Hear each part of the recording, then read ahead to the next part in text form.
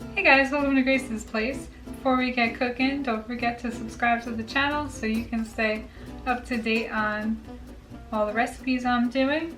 Also, a lot of these recipes tie together, so if you subscribe, you'll get notifications, and then different things we'll learn.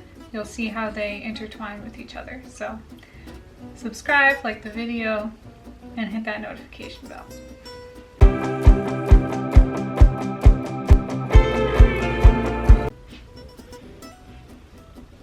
Alright, so I'm going to put the machine away, and now it's time to make some ravioli. Okay, so I'm going to set up my workstation for ravioli. Make sure you have a flat surface to do this on, and that it's clean, obviously. Ooh, I already had a fold on my dough, and it's stuck together a little bit.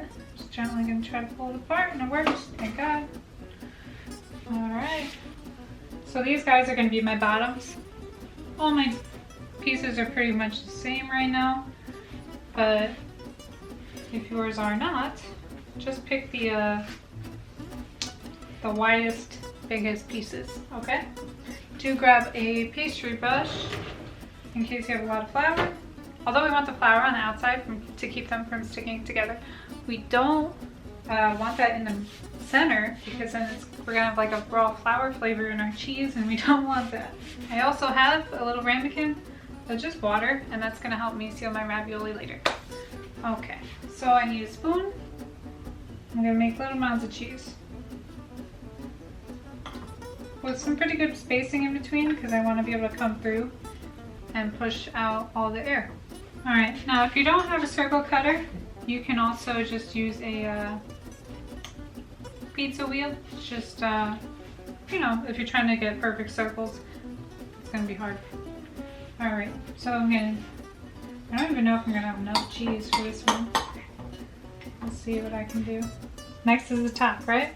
So before we put the top on, we gotta put water around the ravioli so we know that they'll get sealed. And you can use egg wash for this too. Most people do, but put enough pressure on it, the water will work too. Okay, so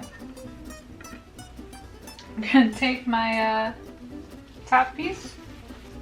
I notice I'm doing one at a time because I don't want the other one to dry up while I'm doing this one.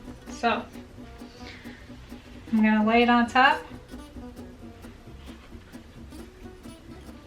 Oh, a little more gracefully, I hope. Get it? Gracefully? Alright. So making sure that I'm pressing out the air around the cheese before I seal it. And if there's air like this one, it looks like there's a little bit of air in it. It will pop when I boil it.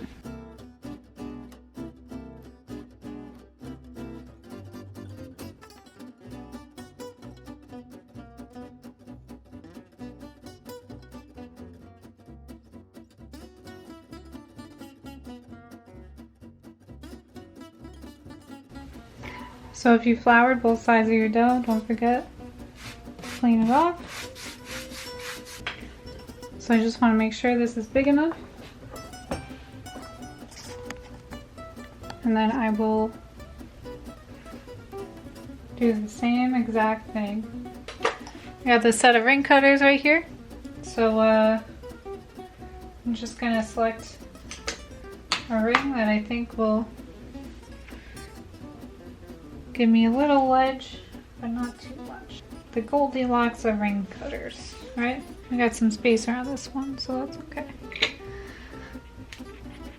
So cutting it is going to help seal it too.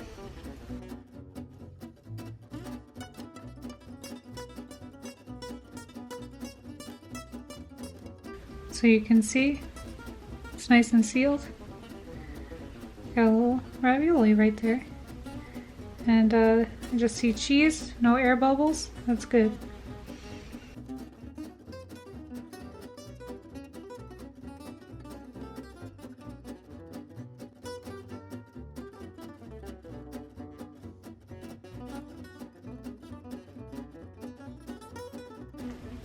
So you could re-roll this, but Mine's kind of dried out.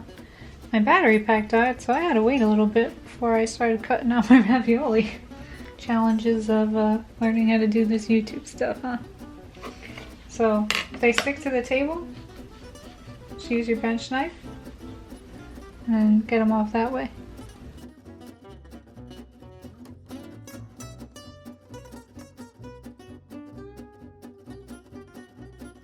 Alright guys, and for storage, you're just going to take your little raviolis, put them in a Tupperware container, and then I just cut out sheets of parchment paper and layer them in between. I just got them all in my Tupperware, ready to go in the freezer. So that's how you make ravioli. So if you like this video, hit the like button. Don't forget to subscribe.